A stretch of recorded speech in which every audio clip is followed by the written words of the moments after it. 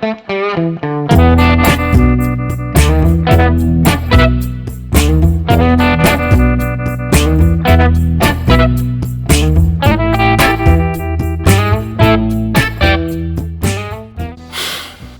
right, well, welcome to SR&ED from the Shed. This is Brian Watson from Flow Ventures, and I wanted to give you a little bit of insight today on a little thing called government assistance.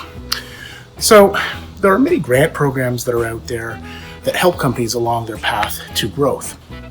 Programs such as wage subsidies, the Ontario Centres of Excellence programs in many cases, the MARS programs in many cases, or even the Industrial Research Assistance Program. These are all ones that are generally known in the entrepreneurial ecosystem, and there are many, many others.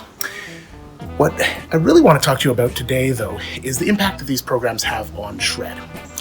Your R&D tax credits have to be reduced by the amount that your grants have subsidized the salaries. For example, if you had a data scientist or engineer who was 100% dedicated to SR&ED related activities, that engineer's time would be claimable. But if you had a wage subsidy to help support the hiring of that engineer, the amount relative to the amount that they are being claimed, so in this case 100%, the amount of that subsidy would have to be deducted from their shreddable expense base that you are submitting for your tax credits.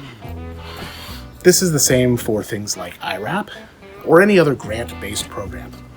Now, a lot of companies know this.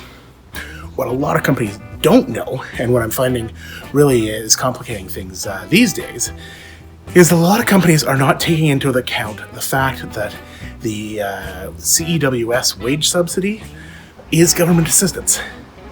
This is government assistance that's being provided to your company. It will be taxable income in your next fiscal period. And so any amounts that wage subsidy is subsidizing your people in your team that are eligible to be claimed as under SR&ED projects, that amount needs to be removed from the expense base. So if, for example, you claimed the CEWS wage subsidy for the entire period that it could be claimed, you would have to deduct a fair amount from their salary. Now, of course, my best interests are with companies, so if you need the money, my advice would be take it and run. Continue running your companies. It's a wage subsidy there to keep you going and get you over this hump that is COVID. That being said, I really do want companies to understand that these wage subsidies will reduce their claim for the next year and be able to plan accordingly. I have a lot of companies that I've talked to that haven't realized this, and I've gotten a heck of a shock when they think that they are going to be getting a certain amount of SR&ED refund back, but find out that up to about 30% of that, and possibly even more, a refund may be reduced by the CEWS wage subsidy. Now, this is not only restricted to the CEWS wage subsidy.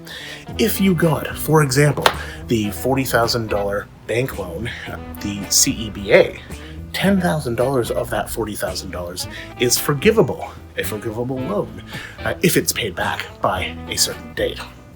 That $10,000 technically is government assistance.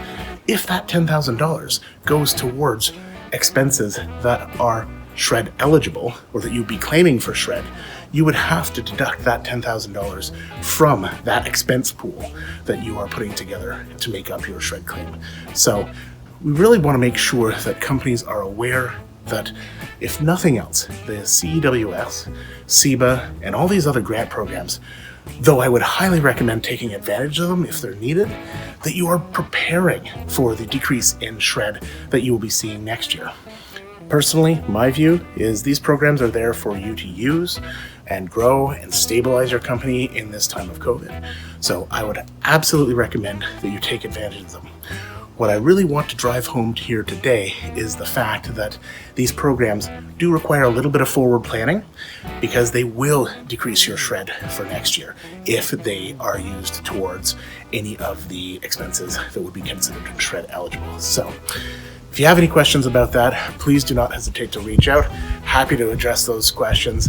This is a complicated area of balancing the accounting side of the R&D tax credit. So again, if you have any questions, please reach out.